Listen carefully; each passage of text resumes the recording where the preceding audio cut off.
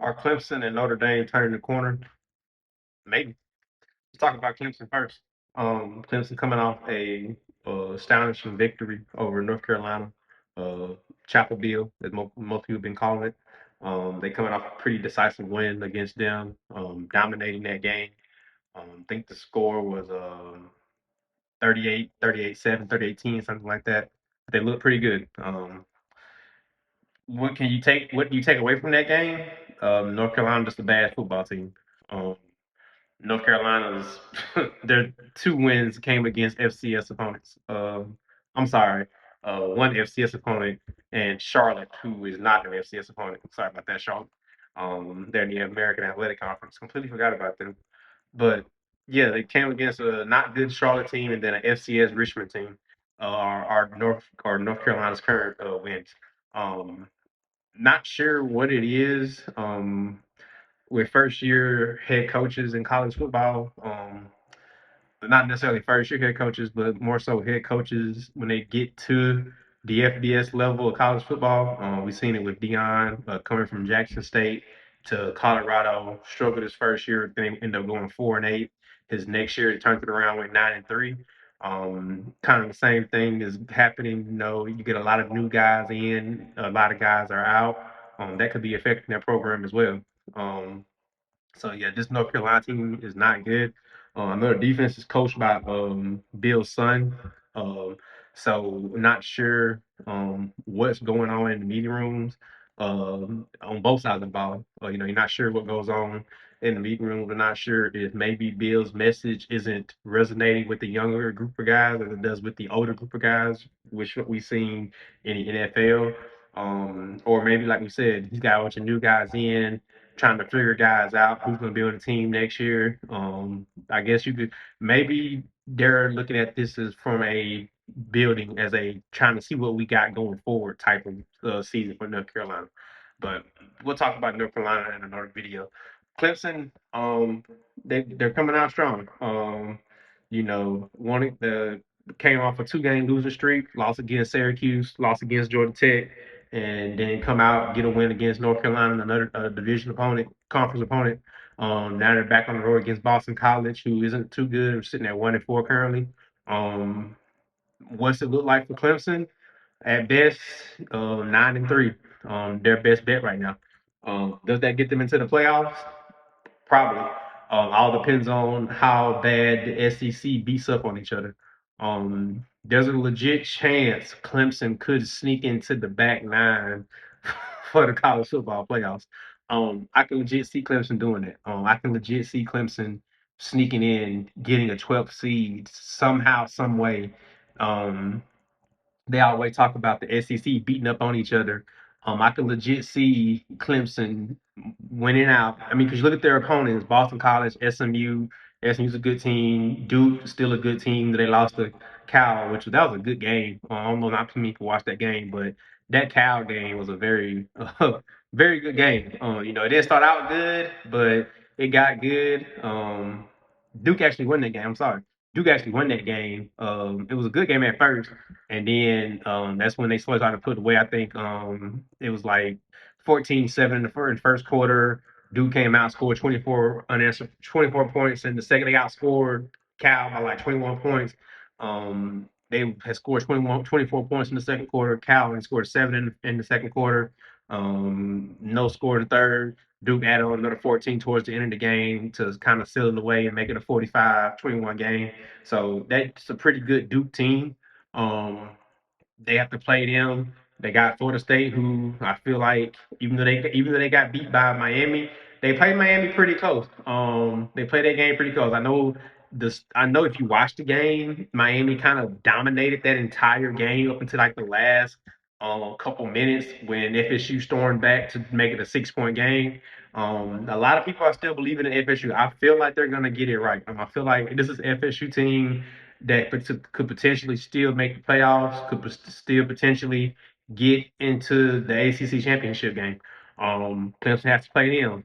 They play Louisville, Furman, and then South Carolina. So that's 1, 2, 3, 4, 5, 6, 7 games left. It's a chance they could lose three of these games: Duke, Florida State, South Carolina, possibly SMU as well. Because like I said, SMU doesn't like no slouch. Is it the same SMU team from last year? No. But it's still a decent FSU team. I don't think this SMU team can make the playoffs like the SMU team did last year, replacing a lot of pieces. Jennings, he's been playing kind of hurt. So this SMU team isn't playoff caliber, but I still feel like this SMU team still is a threat playing against anybody. So Clemson could potentially lose another 3 to 4 games. That South Carolina game is gonna always be tough. Louisville, they're sitting at 4-1 right now. This is not an easy road for Clemson. Clemson could potentially lose another 1 to 2 games, perhaps 3 to 4 games if things don't go their way. Cade looked good, but like I said, that's against a poor North Carolina defense. Can't put too much value into those type of games. Of course, you want to build out those games. Getting a win is getting a win, regardless. But when it comes to how do they match up against the caliber of teams that they got beat against, you got beat by MSU. They looked pretty good. You got beat by Georgia Tech. They're still looking good. Syracuse sitting at 3-3 right now. They're kind of on the struggle bus right now. They're barely at 500, but there's a chance Clemson could lose another 2 or 3 games. The offense shows they have the weapons. Garrett Riley, he had the weapons. Antonio Williams, T.J. Moore, Tristan Smith, Adam Randall at running back. They have weapons on the offensive side of the ball. Brian Wesco, can't forget him. Dude's making plays. Brian Wesco. They have weapons. I think is they and Cade isn't getting pressured as much as you think. You go back and look at it. He has time. Cade and his receivers just have to get on the same page. They can run the ball. I feel like they can run the ball on anybody. Um, this Clemson team, this could be a bounce back for them. Maybe this North Carolina game was that bounce back game for them. Who knows? Um, I don't put too much stock into it. One thing I did notice though, I don't know what's going on. Um, Tom Allen, when he talked to the position groups on the position coaches on defense, especially in the secondary, your safety coach, your cornerbacks coach, they're lagging behind a lot. I see that a lot. They're lagging behind. I don't know what it is, but guys are getting lost in stride. Guys are doing a lot of chasing. I'm not sure if that's just, and you look when you watch the replays, you see a lot of guys are just feet are just in concrete. Their feet are not like buzzing. Their feet are not anticipating what their guy in front of them is going to do. Their feet are just stagnant. Their feet are not chopping. Their feet are not buzzing. They're just stagnant, and then the guy blows right by them, and now you're a step behind the guy. You can't do that. That's how you go back and watch the Georgia Tech game, the Syracuse game, the LSU game. Their secondary guys are out of position. They're always in a trail technique, trailing behind the guy. You can't have that. Especially against guys that have good receiving cores. You can't have that. So I'm not sure that's just something guys are not taking coaching, perhaps, but they got to get that addressed.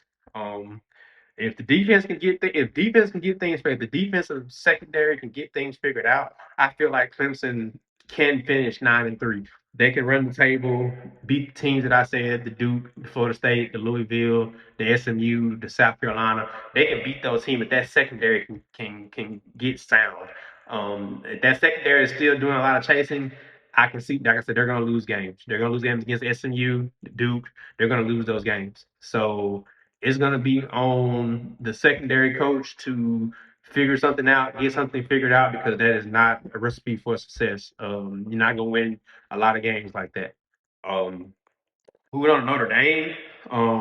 Notre Dame looking good. Their defense is selling, and I like what I'm seeing. It started at the Arkansas game. I like what I'm seeing. Bryce Young, Gabriel Rubio, Jason Onye. Uh, I'm about to butcher this man's name. Bakar Charu, number 5. I'm sorry, I butchered his name. That D line and some other guys are rotational, but those are just the main 4 guys that I see. I know it's a rotation on that D line up front. Chris Ash likes to rotate his D lineman. So, but that D line is coming into form. Secondary looking real strong. But that D line, especially with Bryce Young and Gabriel Rubio, I wanted to see Bryce Young make more of an impact. He's starting to make that impact, I feel like, on the D line. But I think Traore, number 5, he's a big surpriser. Kind of lean. Not sure if he's a true edge defender in terms of the next level. He's kind of lean, but the dude's making plays. Can't knock that dude's making plays. I think there was some feathers, like, if Chris Ash was the right guy, if Marcus Freeman needed to change play calling duty for the defense, but now Marcus Freeman stuck to Chris Ash and it's paying off. It's paying off. They look good against Boise State. They looked good against Arkansas, which led to Sam Pittman getting fired. We'll have to talk about that at a later time too. But they looked good. Notre Dame looked good against Boise State, shutting down only one touchdown for Boise State. They looked good. I feel like this defense is gonna definitely have to be on point the rest of the way. Does Notre Dame make the playoffs? Their chances of making the playoffs are more higher than Clemson right now. That's just how it is. Notre Dame's chances are more higher based off of, well, for one, they only have two losses. Those two losses being to marquee teams right now: Miami, Texas A&M. Both teams undefeated. Both teams in the top 10. Um, if those two teams end up making it to the end of the season with just one loss, then yeah, Notre Dame's probably in. If Notre Dame runs the table, excuse me, and they end the season with just those two losses, then Notre Dame's in. People are gonna complain about it. People are gonna whine about it. One thing you got to remember: college football is a business. Always has been. And it's even more so a business now that the players are getting paid. And outside of the players getting paid, you got to think about the guys in suits, the guys that wear the bow ties and the neckties, those guys. Notre Dame is a money making college team. People watch Notre Dame. Even myself, I'm a West Virginia fan, but I still watch Notre Dame. Why? Because it's a marquee team. Notre Dame's always putting out a quality product on the field. Anybody that puts out a quality product on the field, a good product on the field, you're going to watch that team. And that's who Notre Dame is. I mean, they're the only school with a contract with NBC. So long as they don't wet the bed and drop the game to North Carolina State, USC, Boston College, Navy, Pitt, Syracuse, Stanford, if they run the table, they'll finish. They'll finish 10-2, and they'll be in the playoffs at a 10-2 record. You can bank on that. That's just how it is. They'll finish season 10-2. Um, Looking at the schedule, North Carolina State, USC, Navy might give them some issues with their offense. Navy runs. They might give them some issues. Syracuse beating Clemson. That one's right there. Fran Brown. I don't know what type of team Fran Brown has this year. I think it's a lot of up and down with that team. But I'm not putting nothing past Syracuse and Fran Brown and them. That's a game Notre Dame could certainly lose. But the USC, if USC continues to win, they only have one loss against a good Illinois team. Illinois have a chance to beat Ohio State. I really think Illinois could win that game. This is a side note, but I really think Illinois could win that game against Ohio State. If Ohio State starts out slow, like they have been in the past in some games, then Illinois could potentially win this game. And it's at Illinois too. This could be a game. This could be Ohio State's first loss. I'm not saying it is, but I would put Illinois winning this game over a 45% chance. That's how confident I am. Over a 45% chance. Over a 45% chance. That's how much confidence I got in Brett Bielema in that defense and Luke Altmaier in that offense. But back to Notre Dame, they have a chance to make the playoffs. I thought they're doing good. Like I said, Chris Ash and that D line, they have to continue to catch fire, continue to do good. Mike Denbrock, thank God this man has found love and he is loving love. 2 games with 100 plus yards rushing. Keep giving this man the ball. Keep getting him involved. He also had catches out the backfield. I think he caught a touchdown or two out the backfield against Boise State. Keep feeding this man the ball. Keep feeding him the ball. You look at his stats right now in the receiving field. He has 14 receptions for 160 yards and 3 touchdowns. He's a threat to catch the ball and to run the ball. And then on the flip side, even though they haven't been able to get him going like I want them to, it's great. Jadarian Price is right there. Jadarian Price has 48 touches for 356 yards, 7 TDs. he's a good complementary piece to Jordan Love, to Jeremiah Love. Sorry, Jeremiah Love. Jadarian Price is a good complementary piece to him. Those are a good 1-2 punch. I feel like, but at the same time, both of those guys are good out the backfield. In terms of pass catching abilities. I think that's what makes Love such an intriguing prospect. Why a lot of people have him as number one running back in this year because you saw it last year. Now you're starting to see it again this year. One thing about scouts, they want to see repetition. They want to see you stack years, especially for guys that are like 2, 3 year starters. They want to see you stack years on top of each other. And now that Love is showing more of his pass catching abilities, and I'm glad that Mike Denbrock is including him in the pass game more. That's good for his draft stock. That's good for the offense in terms of how well this offense can do. So as far as these two teams go, Notre Dame does have the better outlook, based off of just brand and who they are. And then of course you look at the win loss record. Clemson sitting at 2-3, Notre Dame sitting at 3-2. You kind of got the idea that Notre Dame is getting the princess treatment after they started out 0-2 and were still ranked. That kind of gave you an idea of how the higher ups felt about Notre Dame. We see how they felt about Penn State and Texas. Um, yeah, uh, not Eli. I'm sorry. He's a man too. Arch Manning, the dude that flexed on Sam Houston State as if they were the powerhouse of FBS opponents, which he's which they were the powerhouse, and now come back down to reality against an actual quality opponent, which you can say Florida Gators are quality opponents. I mean, that is SEC play. They just have a lot of down years. But to do what he did against, I'm getting off topic now about, I'm done talking about Notre Dame, but what he did to do against Sam Houston, the flex over to stand over the guy in the end zone, like, dude, calm down. Like, calm down. It's Sam Houston State, my guy. Calm down. Then when you go to the swamp, he has ups and downs. He did have some moments. I will say he has moments, but he has a lot of room to grow. He has a lot of room to grow.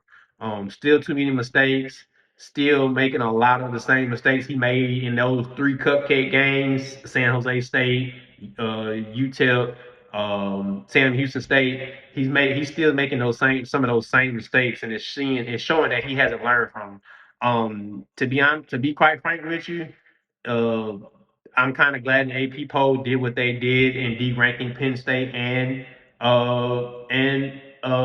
Texas.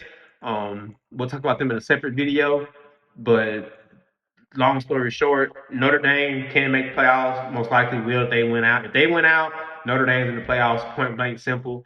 Clemson, if they win out, it's hard for them to get in. It's gonna have to be a lot of dominoes falling in order for Clemson to get in. But at the end of the day, we still got 7 more weeks of college football left. Anything can happen, man. Anything can happen.